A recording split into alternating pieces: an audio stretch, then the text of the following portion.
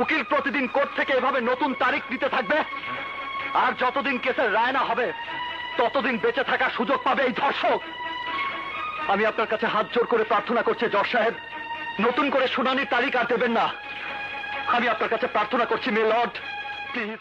আমি আদালতে যা বলেছি তাই এদেশের বাস্তবতা।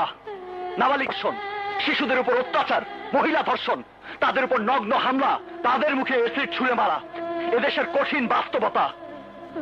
আর তা নিয়ে কারো কোনো মাথা ব্যথা নেই। ইউর অনার, যাদের উপর অত্যাচার হয়, নগ্ন হামলা হয়, তারা হয় ভয় পেয়ে মামলা করতে চায় না, আর মামলা করলেও আইনের মার প্যাচ, ঘুষের টাকা, পুলিশি হয়রানির কারণে তারা কেস চালাতে ব্যর্থ হয়। নয়তো টাকার ক্ষমতার সামনে কেসের তদন্তই বন্ধ হয়ে যায়।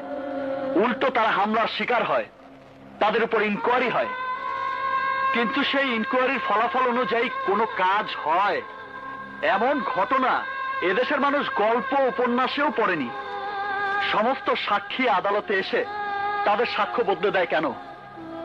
কোর্টে কেস এত লম্বা সময় ধরে চলে কেন? কোর্ট ও পুলিশের চক্করে পড়ে যারা কেস করেন তাদের বাড়ির মেয়ের বিয়ের বয়স পার হয়ে যায়, আর যদি স্ত্রী হয় সে বুড়ি হয়ে যায়, আর যে বুড়ি সে মরে যায়। এমন কেন হচ্ছে জজ সাহেব?